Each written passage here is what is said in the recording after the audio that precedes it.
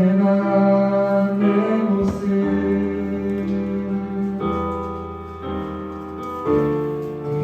너무나도 부러워.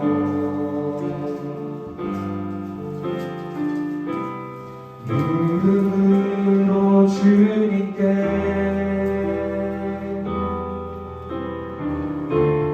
기도로 가오니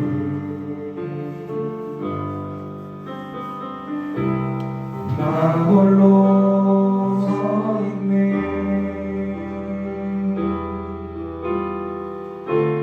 죽은 내 영 깨우사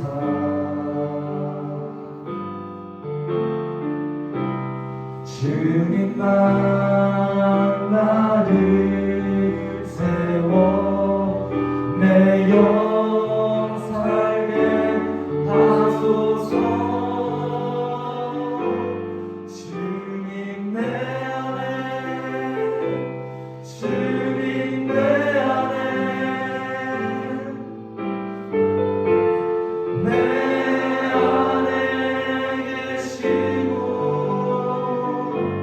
주님 내 안에 주님 내 안에 나를 세워주소. 함께 고백합니다. 언제나 내 모습 언제나 내 모습 너무나 부끄러워 너무나 부끄러워. 무릎 들어 주님께 기도로 가오니 기도로 가오니 나 홀로 서 있네.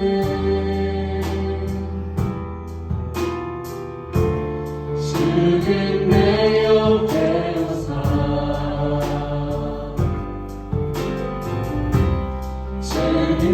주님만 나를 세워 내 영 살게 하소서. 주님 내 안에 주님 내 안에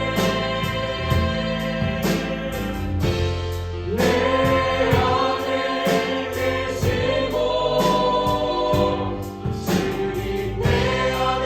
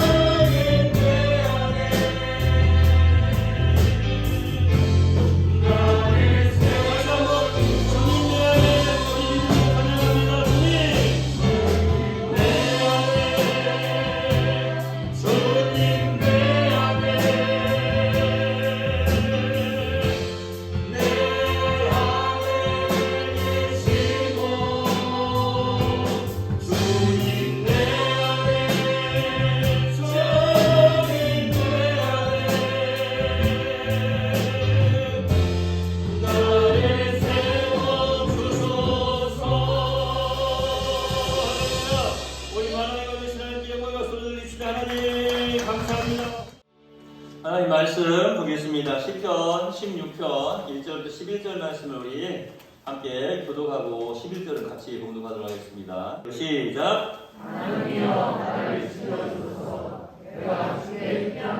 내가 여호와께 아뢰되 주는 나의 주님이시오니 주밖에는 나의 복이 없다 하였나이다.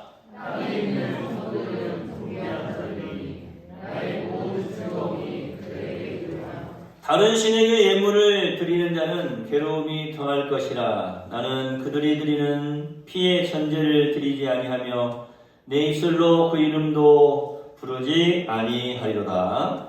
여호와는 나의 상업과 나의 상의 부르시니 나의 분깃을 지키시나이다. 내게 줄로 재어준 구역은 아름다운 곳에 있으며 나의 기업이 실로 아름답도다.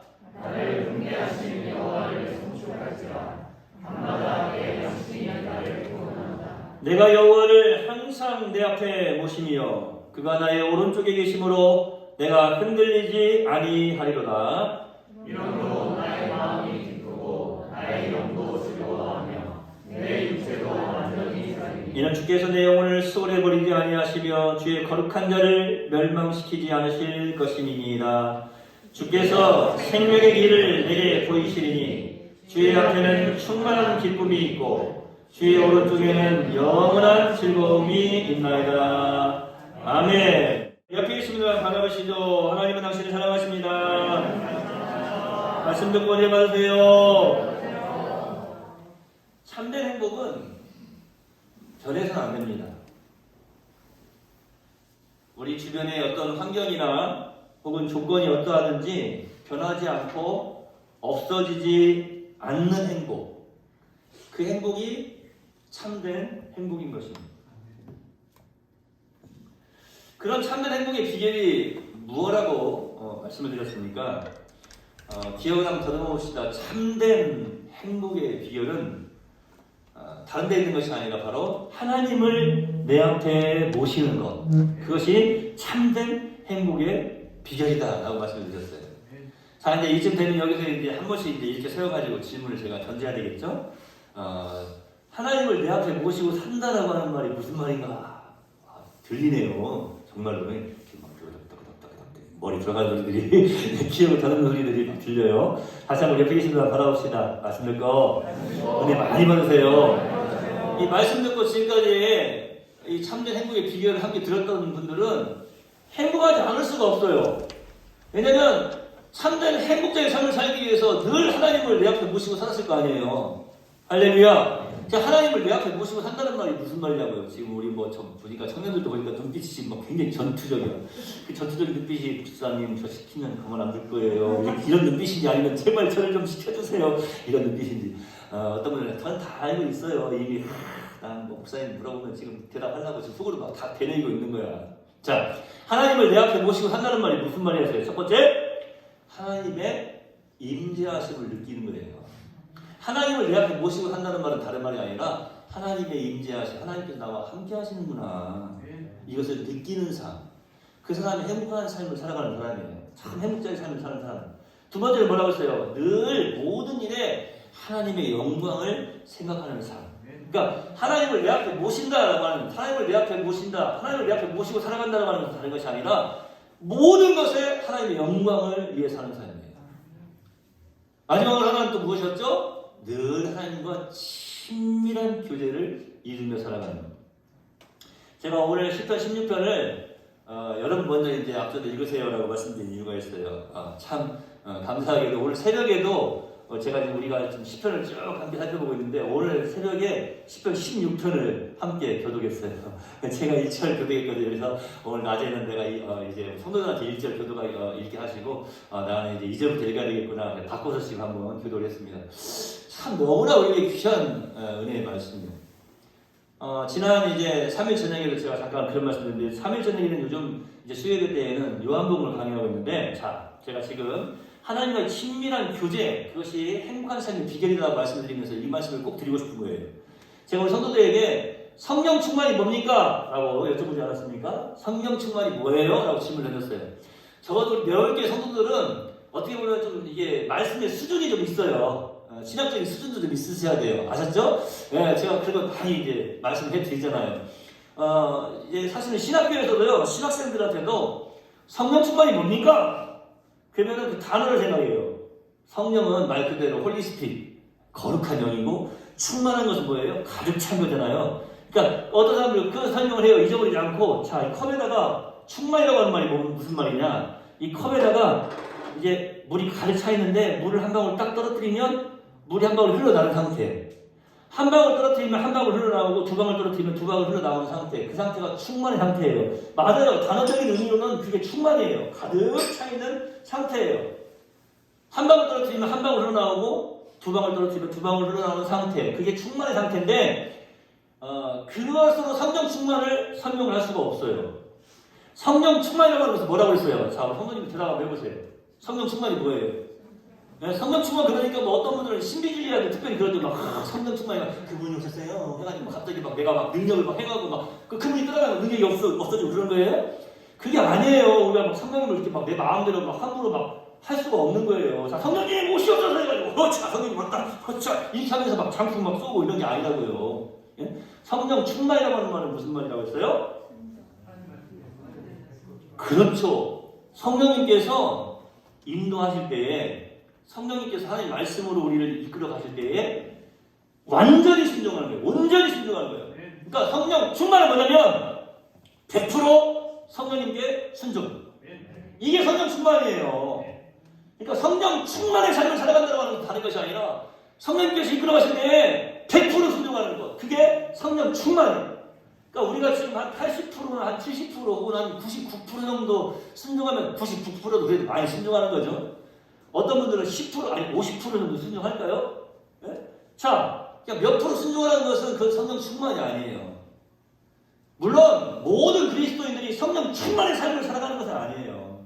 우리가 정말 원하는 것은 우리가 지금 계획하고 또 바라는 것은 다른 것이 아니라 성령 충만의 삶. 그 성령 충만의 삶이 뭐냐? 다른 것이 아니에요. 바로 하나님과 친밀한 교제를 이루어가는 삶. 자, 짚고 넘어갑시다. 성령 충만의 삶은 100% 순종하는 겁니다. 한번 따집시다. 100%! 성령님의 인도하심에 순종하는 것. 옆에 계시면 한번 짚고 갑시다. 성령 충만의 삶을 삽시다. 이 말이 어떤 말이냐면요. 다른 말이 아니에요. 하나님과 친밀한 교제를 이루며 삽시다. 라는 말씀이에요. 이 말이 다른 말로 하면은 오늘 말씀의 제목이에요. 행복한 삶을 사세요. 그러니까 우리가 광고 시간에 옆에 계시면 바라보면서 행복하세요. 예수님을 사랑합니다. 항상 행복하세요. 이렇게 하는 건 다른 게 아니라 성령 충만의 삶을 삽시다. 여러분 성령 충만한 삶을 살고 우리가 행복한 삶을 살아가는 건 다른 게 아니라 하나님만 기쁘시게 하는 게 아니에요. 하나님의 영광을 드러내는 삶이 하나님만 기쁘시게 하는 삶이 아니에요. 하나님의 임재하심을 느끼며 사는 삶이 하나님만 기쁘시게 하는 삶이 아니라니까요. 결국에 그것이 내가 행복한 거예요. 그러니까 우리 성도님들 좀 지혜롭게 또 더욱더 지혜롭게 사시라고 제가 말씀드리지 않았습니까? 예? 아니 제가 뭐 솔까만 그렇죠. 솔직히 까놓고 한번 말씀 한번 해봅시다. 자 여기 보세요. 정말 하나님께만 영광 돌려드리고 하나님만 기쁘시게 하는 삶을 사는데 나는 막 힘들어 죽겠어. 너무 힘들어. 너무 힘들어 나는. 근데 하나님의 영광만 돌려드리면 돼. 정말 그러실 수 있어요?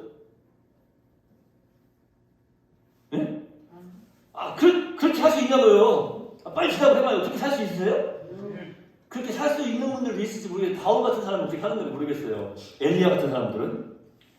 그런데 하나님이 그렇게 내버려 두시지 않으세요. 예? 하나님이 가장 원하시는 거 제가 늘 말씀드리죠. 창세기에서부터 요한계시록까지 성경 전체를 읽어보면은 성경 안에 있는 가장 큰 기적이 뭐라고 그랬어요? 성육신, 인카네이션. 예수님이 이 땅에 오신 거, 육신을 입고 이 땅에 오신 거 성육신이에요. 그런데 왜 예수님이 이 땅에 오셨어요? 이 땅에 오신 이유가 있잖아요. 예수님께서 우리를 행복하게 하시려고. 그러니까 하나님께서 성경을 통해서 우리에게 말씀해 주시고 성경에서 이루어진 모든 기적들을 살펴보면 그 목적이 딱 하나예요. 말씀을 주신 목적이 딱 하나예요. 독생자를 주신 목적이 딱 하나예요. 우리가 행복하기를 바라는 거예요. 그래서 아버지 하나님이신 거예요. 그 자녀가 행복하기를 바라십니다. 나는 너무나 아파. 내 독생자를 너희에게 주려면 너무 아픈 거야. 그렇지만 너희들이 행복하길 바래. 그 마음으로 우리에게 말씀을 하시는 거예요. 그러니까 여러분, 우리가 하나님을 내 앞에 모시고 산다라고 하는 것은요, 그냥 하나님과 교제하고 하나님의 영광을 올려드리고 하나님의 영광을 드러내고 그리고 이제 하나님의 인자하심을 늘 느끼며 살아가는 것. 그래서 하나님만 기쁘시게 하는 것이 아니라 우리가 하나님을 기쁘시게 하는 그 순간 하나님은 우리에게 말할 수 없는 행복을 누리게 하신다는 것이에요. 다시 한번 옆에 좀 바라봅시다. 행복. 다른 데 있지 않습니다. 하나님을 우리 앞에 모시고 삽시다. 행복한 삶의 비결 하나 더 제가 말씀을 드리려고 해요. 오늘 제가 말씀을 준비할 두 번째 그런데 사실 이게 같은 내용의 말씀이거든요. 첫 번째는 꼭 굳이 나눠보자면 첫 번째는 하나님을 내 앞에 모시고 사는 삶. 두 번째는 제가 오늘 여러 번 함께 읽었는데 8절 말씀에 이런 말씀이 기록되어 있어요. 내가 여호와를 항상 내 앞에 모시며 그가 나의 오른쪽에 계심으로 내가 흔들리지 아니하리라. 그러니까 뭐 굳이 나눠보자면 여호와를 항상 내 앞에 모시고 사는 삶이고, 자, 여호와 하나님께서 나의 오른쪽에 계심으로 그랬어요. 그러니까 이 말은 어떤 말인가 하면은 여호와 하나님의 능력을 의지하면서 사는 삶. 여호와 하나님, 즉 하나님의 능력을 의지하는 삶. 이 의지한다고 하는 것은 그냥 바라면서만 사는 게 아니에요. 바로 하나님의 능력을 받아서 하나님 허락하시는 그 능력을 살아가는 삶. 이 삶이 행복한 삶이다라고 말씀드리는 거예요. 다시 한번 우리 또 옆에 있어 바라봅시다. 하나님의 능력을 의지하며 삽시다.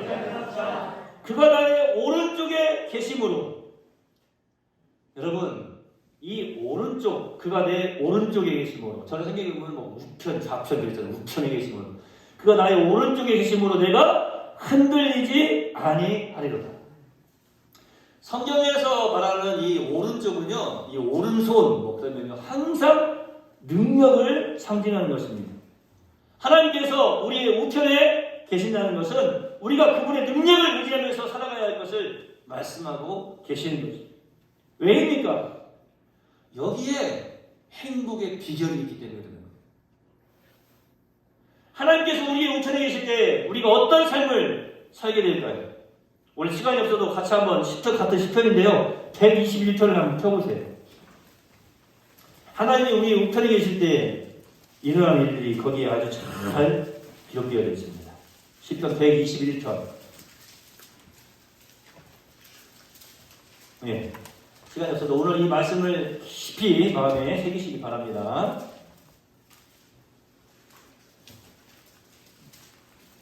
하나님께서 우리의 우편에 계실 때 우리는 어떤 삶을 살게 될까요? 21편, 121편 같이 한번 읽어봅시다. 시작! 나의 도움이 어디서 올까? 나의 도움은 천지를 지으신 여호와에게서로다. 여호와께서 너를 실족하지 아니하게 하시며 너를 지키시는 이가 졸지 아니하시리로다. 이스라엘을 지키시는 이는 졸지도 아니하시고 주무시지도 아니하시리로다. 여호와는 너를 지키시는 이시라. 여호와께서 네 오른쪽에서 네 그늘이 되시나니 낮에 해가 너를 상하지 아니하며 밤에 달도 너를 해치지 아니하리로다. 여호와께서 너를 지켜 모든 환난을 면하게 하시며 또 내 영혼을 지키시리로다. 여호와께서 너의 출입을 지금부터 영원까지 지키시리로다. 할렐루야. 여호와께서 네 오른쪽에서 내 그늘이 되신다. 저희 학창 시절에는 그런 말을 많이 들었어요. 핵우산. 장모님 많이 들으셨죠? 핵우산. 핵이 있는데 그것을 이렇게 우산으로 받쳐줘서 되게 안전하게. 요즘 세대는 그런 말 별로 안 듣죠? 그런데 요즘 어떤 후보가 뭐 그 이야기 갑자기 막 하더라고요. 핵우산 이야기 막 하는데. 아무리 좋은 핵우산이라 할지라도 하나님이 받쳐주시는, 하나님이 보호해주시는 그 그늘만 하겠어요? 여러분, 하나님께서 우리 우편에서 그늘이 되어주시는 그러한 분이십니다. 그렇기 때문에 오늘 이 시편의 말씀해 보니까 낮에 해도 밤에 달도 여호와 하나님께서 지키시는 사람에게 피해를 주지 못한다. 이런 말씀을 드리면서요, 이 말씀의 맛을 아는 성도들은요, 깨달음 있는 성도들은 막 자기 기도 제목에 거기에 딱 접목을 시키는 거예요. 그래서 아멘하는 거예요. 성령님께서 오늘도 이 말씀을 통해서 지금 나에게 속삭이고 계시는구나. 내가 이 하나님의 능력을 의지해야 되겠구나. 낮에 해도 밤에 달도. 왜 시편 기자가 이런 표현을 썼을까요? 요즘은 낮에 해도 밤에 달도 이런 표현 안 쓰잖아요. 뭐라고 해요? 밤낮으로 그냥 이렇게 하잖아요. 우리가 쉽게 말해서 밤낮으로 날마다 매 순간순간마다 밤낮으로 지켜주신다. 누구를 지켜주십니까? 여호와 하나님의 능력을 의지하는 하나님의 사람을 하나님께서 지켜주신다. 이스라엘 백성들이 40년 동안 하나님께서 낮에는 구름기둥으로 밤에는 불기둥으로 그들을 지켜주셨습니다. 참 이 성경을 연구하다 보면 참 이게 정말로 이게 하나도 부족함이 없어요. 이게 왜 그런가 하면 이 시편 기자는 지금 낮에 해가 밤에 달이 상하지 못하게 할 것이다 그랬는데, 자, 이 이스라엘 출애굽해가지고 광야에서 지키시는 그 구름 기둥과 불 기둥 보세요. 응? 구름 기둥, 불 기둥 전혀 반대적인 어떤 모습으로 보여지지만 어떻습니까? 그 하나님의 그 세밀함, 정말로 자신의 백성들을 지키시기 위해서 얼마나 잘 준비하고 계시는지, 그 세밀하게, 정말 꼼꼼하게. 그러니까 사실은 하나님께서 우리의 머리털까지도 세심만 되었다라고 하는 이 말씀이 틀린 말이 아니에요. 성경 기자는 그렇게 말하지 않습니까? 심지어는 우리의 모든 우리 안에 있는 이 오장육부라고 해요. 우리 안에, 우리 몸에 있는 모든 것을 다 알고 계시는 하나님. 나보다 나를 더 잘 알고 계시는 하나님. 그 하나님의 능력을 우리가 의지하며 살아갈 때에 하나님께서는 당신의 백성들에게 그 능력을 행하시기를 조금도 주저하지 않으신다. 준비하신 은혜의 능력을 여러분의 모든 삶 속에 충만히 허락하시기를 예수님의 이름으로 축원해 드립니다. 이스라엘 백성들이 하나님의 능력을 의지하면서 하나님의 인도를 따라서 행진하였던 사람들은 모두 다 가나안 땅에 들어갈 수 있었습니다. 여러분, 우리도 지금 사실은 이 세상이라고 하는 광야의 길을 갖고 있어요. 누가 얼마큼 남았는지는 알 수가 없어요. 늘 말씀드리지만 오는 데는 순서가 있지만 가는 데는 순서가 없잖아요. 누가 얼마큼 남았는지 알 수 없지만 오늘 이 말씀 들으시고 여러분 은혜 많이 받으시고 우리에게 허락하신 남아있는 이 시간 동안에 이 인생 가운데에서 정말로 하나님의 능력을 의지하는 그러한 삶을 살아되기를 소망해 줍니다. 하나님의 능력을 의지하는 사람은요, 첫 번째로 어떤 어려움 가운데에서도 흔들림이 없어요. 요동치지 않습니다. 퇴보적인 삶, 즉 뒤로 물러가는 삶을 살지 않습니다. 여러분이 진정으로 하나님을 여러분 앞에 모시고 살고 있습니까? 그렇다면 우리 삶을 한번 조용히 되돌아봅시다. 하나님을 모시고 사는 사람은 하나님의 뜻을 거스리는 생각이나 행동을 하지 않습니다. 뒤로 물러가서 10년에 빠진다고 했는데 뒤로 물러가서 그냥 푹 늪에 빠져가지고 죽는 그런 삶을 살아들이지 않는다라고 말씀하고 있어요. 오히려 하나님을 찬양하면서 살아갑니다. 우리 예수님이 바로 그런 삶을 살지 않으셨습니까? 그러니까 제가 지난주에도 그런 말씀 드렸어요. 우리 예수님이요, 참 성령 충만의 삶, 즉 100% 그냥 하나님 말씀에 순종하는 삶을 살아드릴 수 있는 그 모범을 보여주셨어요. 제가 목사지만 한 번씩 이거 하나님 이걸 다 어떻게 지키면서 살아요 사람이? 그냥 좀 살아야지 어떻게 이걸 다 지켜요 어떻게? 이런 생각이 들 때가 있어요 없어요? 여러분 하나님 말씀대로 사람이 이걸 다 어떻게 지킵니까? 누가 이걸 다 지킨 사람이 누가 있었습니까? 그러면은 하나님께서 딱 대답을 해주신다니까요. 예수님이 이 땅에서 하나님 말씀에 순종하면서 100% 성령 충만의 삶, 100% 하나님을 기쁘시게 하는 삶을 살아드렸을 때는 육신을 입으시고 사람의 모습으로 사람으로 살아가실 때, 사람의 모습도 아니고 사람으로 사시면서 100% 지켜 행하셨다고요. 그러니까 우리가 예수님 닮아가야 돼요. 우리도 얼마든지 할 수 있어요. 되지만 바라봅시다. 핑계 대지 맙시다. 할 수 있습니다. 할렐루야! 자, 우리 예수님 그런 삶을 사셨다니까요. 우리 예수님께서도 사실은 이 땅에서 얼마나 많은 슬픔을 겪으셨습니까? 얼마나 힘들고 어려움도 겪으셨습니까? 심지어는 굶주림도 여러 번 겪으셨다고 했어요. 저희 세대부터는 거의 굶주림이 뭔지를 몰라요. 저희 선배님 세대들 보면은, 뭐, 제가 한 번씩 말씀드리지 않습니까? 여기 지금 우리 뭐 학생들의 청년들 같은 경우에는 보릿고개 그래요. 보릿고개. 보리가 있는 고개를 넘어가는가 보다. 보릿고개라고 하는 말이 무슨 말인지 몰라요. 그래서 그 보릿고개를 설명을 하면 뭐라고 그래요? 할아버지가 손자한테 대대요. 옛날에 먹을 것이 없어가지고, 그 보릿고개 그 기간에는 정말로 막 굶고, 정말 너무나 힘들었단다. 그러니까, 이 손자가 뭐라고 해요? 할아버지한테. 할아버지 참 멍청해요. 왜? 라면 끓여 먹으면 되지, 왜? 굶었냐고. 라면 끓여 먹으면 되지, 왜 굶었냐고 그런데요. 그러니까 모르는 걸 전혀 알지를 못해요.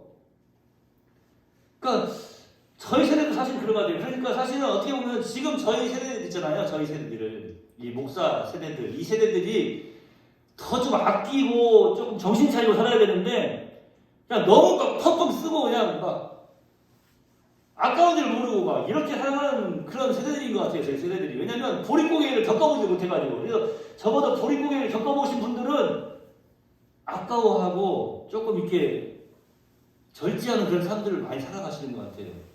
우리 다음 세대들은, 우리 자녀 세대들은 말할 것도 없고요. 보릿고개 그러면 요즘 하고 웃죠. 이 보릿고개 이야기하는 순간 아재. 이건 딱 나이 지키는 거예요. 보릿고개 아재. 내가 보리 음료수를 들어봤어도 또 보릿고개는 처음 들어봤다 그런다고요. 자, 여러분. 굶주림의 이 어떤 고통? 저는 그거를 한번 그 단어에서 한번 찾아봤어요. 굶주림에 지쳐있다는 단어. 그러니까 그냥 굶주림, 배고파, 배고프네. 다음에 먹을 걸 기대하면서 나 조금 먹을 수 있지. 이런 게 아니라 그냥 완전히 그냥 지쳐있는 거예요. 더 이상 그 소망이 없는 그런 상태, 굶주림에 지쳐있는 상태. 사실 우리 네월교회가 제가 오늘도 기도하면서 함께 기도했지만 많이 찾아가야 돼요. 정말 굶주림에 지쳐있는 사람들 있는지. 요즘은 하도 그 뭐 단체들도 보면은 그냥 사기를 치고 그러니까 기부하는 것도 힘들어지는데 정말로 지칠 때에 우리가 함께하고 도울 수 있는 그런 방법들을 많이 찾아봐야 될 줄 믿습니다. 하여튼 보세요. 예수님도 그 굶주림의 어떤 그런 어려움도 겪으셨다고 하는 거예요. 가장 사랑하는 사람들이 죽어가는 그런 모습들도 그런 슬픔도 당하셨어요. 또 이제 인간으로 사람으로 이 땅에 살아가시면서 아버지 요셉의 그 아래에서 살아가면서 그 가정이 부유한 가정이 아니었어요. 힘들고 어려운 고통들을 많이 겪으셨어요. 심지어는 나의 멍에는 쉽다라고 하는 그 예수님의 말씀을 이 성경학자들이 연구를 하면서 이 예수님의 아버지도 요셉의 직업이 무엇이었느냐? 목수였거든요. 그러니까 그 멍에를 매는데 멍에를 만드는데 정말로 소가 그 멍에를 멜 때에 정말 다른 사람들과 달리 정말 멋진 기술로 불편하지 않게 정말 힘들지 않게 요즘 뭐 이 동물 애호가들이 들으면 참 좋아할 만한 그런 일이죠. 그래서 그냥 동물 학대가 큰 이슈가 되고 있는데 그렇게 우리 예수님은 만드셨다. 그러니까 그 목수일을 하시면서 어린 시절부터 계속해서 가정을 이제 빨리 아버님께서 이렇게 요셉이 빨리 하늘나라로 갔으니까 그 모든 가족들을 책임지면서 힘들게 어렵게 일을 하면서 살아오셨더라고요. 합니다. 그런데 여러 가지 힘들고 어려운 고난과 허다한 슬픔을 겪으셨지만 단 한 번이라도 말씀에는 이런 말씀이 없어요. 그때 그 일을 예수님께서 후회하시더라. 그때 그 일을 괴로워하시면서 눈물을 흘리시더라. 이런 게 하나도 없어요. 그 일을 후회하고 그 일을 원망하고 탓하고 이러신 적이 한 번도 없었다. 왜 자신이 하신 일을 한 번도 후회하지 않으시고 원망하지 않으셨을까? 뭐 다른 거 다 떠나서 후회하지 않으셨을까? 왜 한 번도 후회하지 않으셨을까? 요즘 제가 지금 뭐 후회 이야기하니까 뭐 그 아는 사람들 이것좀 생각하고 있을 거예요. 아무리 빨라도 늦는 것은 뭐 수수께끼처럼 후회래요, 후회. 아무리 빨라도 늦는 것 후회. 근데 예수님은 후회를 안 하셨다라고 하는 거예요. 후회 없는 삶. 이 얼마나 사실은 멋진 삶을 우리 예수님께서 사셨습니까? 우리 예수님께서, 우리 주님께서 어떻게 그렇게 멋진 삶을 살 수 있었을까요? 다른 데 있는 게 아니에요. 매 순간 겸손하게 하나님의 능력을 의지하는 삶을 사셨기 때문에 후회할 시간이 없었던 거예요. 매 순간 저와 여러분들도 이렇게 살아드립시다. 이게 행복한 삶의 비결이라니까요. 여러분 후회한다고 그렇게 되는 게 아니에요. 어떤 때는 아쉬워요. 내가 그때 그렇게 했어야 되는데 얼마나 아쉬워요. 요즘 젊은이들, 젊은 사람들 뿐이니까 뭐 보면은 뭐 사람들이 뭐 영끌 해가지고 막 투자를 하는데 어떤 분들은 뭐 그런 이야기를 한 번씩 해요. 그때 내가 그냥 한번 저질렀어야 되는데 썼어야 되는데 그때 한번 투자 한번 했어야 되는데 이런 분들 계세요.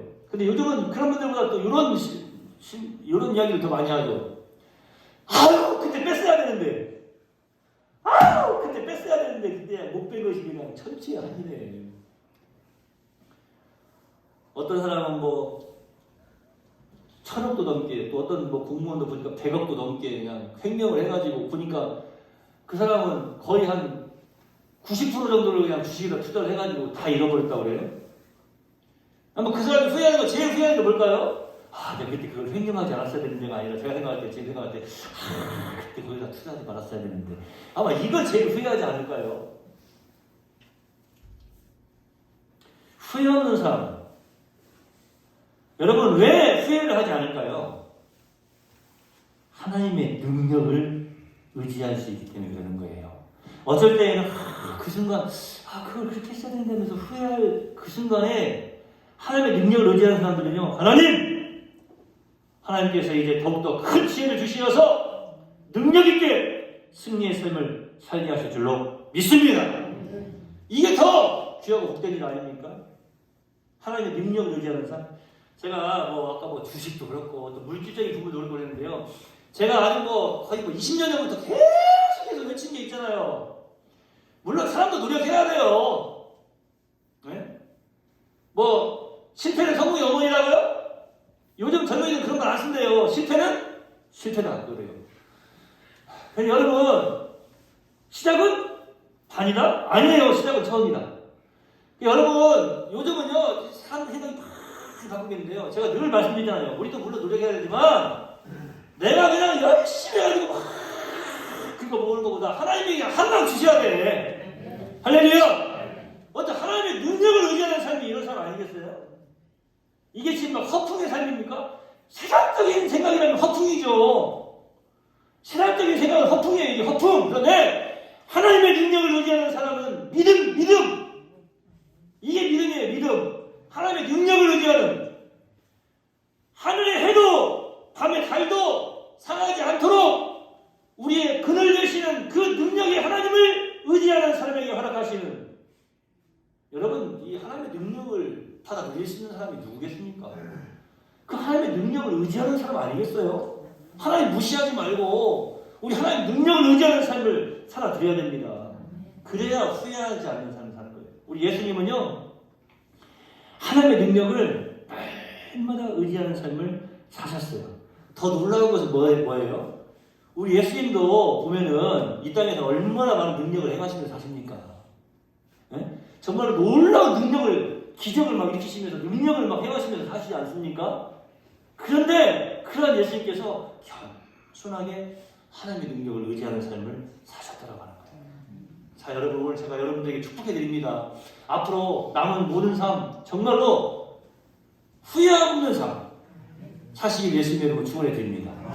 후회할 시간이 없어. 왜? 하나님의 능력을 의지해야 되니까. 한번 따라합시다. 후회할 시간이 없어.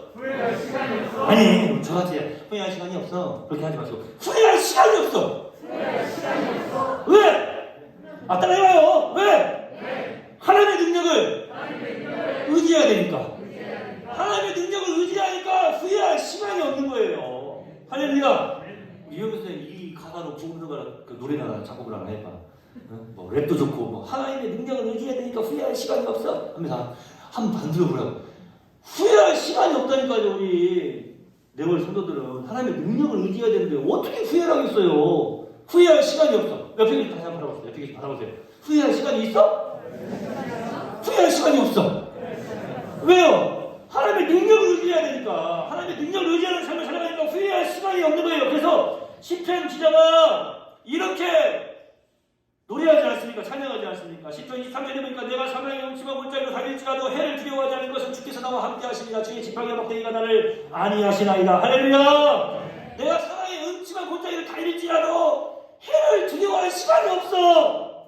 왜? 나는 주의 지팡이와 막대기를 의지하기 때문에. 바로 주님의 능력, 그 오른손의 능력, 천지를 창조하신 전능하신 여호와 하나님의 능력을 의지하는 사람이니까.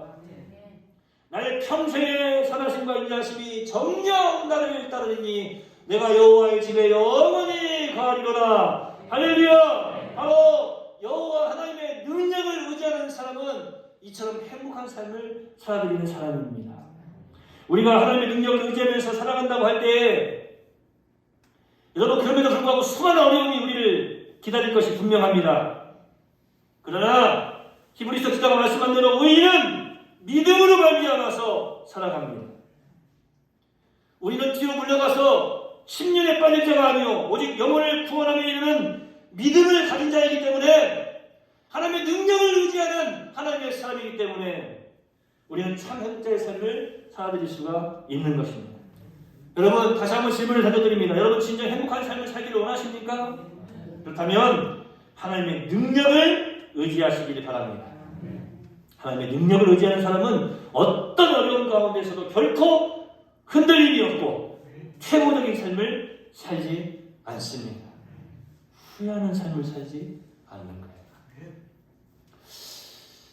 저도 이 말씀을 준비하면서 이 설교자도 스스로 이렇게 또 다짐을 하고 기도의 제목을 가지고 왔습니다.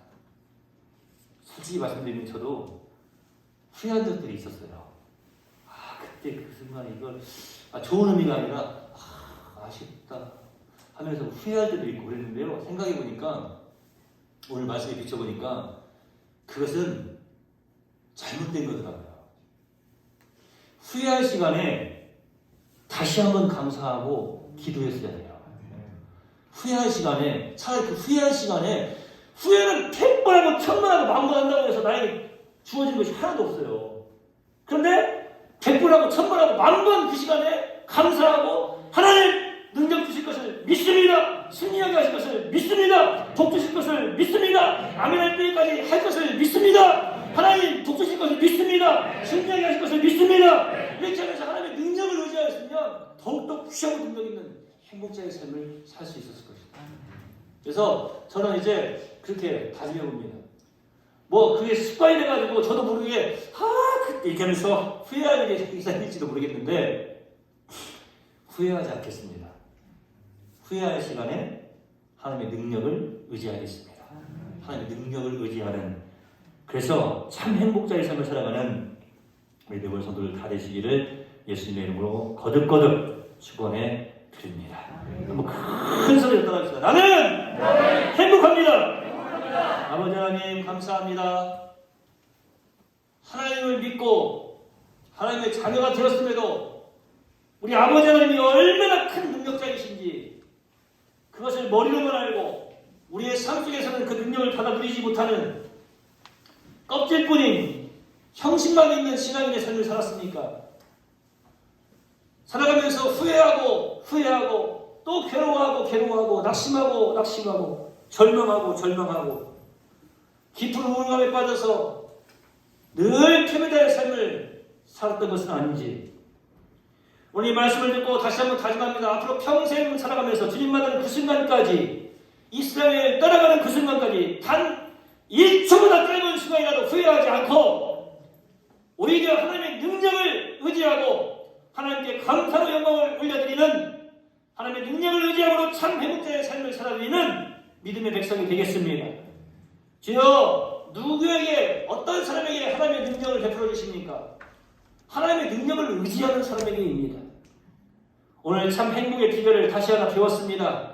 여호와 하나님을 내 앞에 모시고 살 뿐만 아니라 하나님의 능력을 의지하는 우리 영혼의 성도들이 다 되어서 이 땅에서도 참 행복자의 삶, 우리를 향하신 아버지 하나님의 그 크신 뜻을 온전히 이루어드리는 복된 삶을 살아내게 하여 주시옵소서.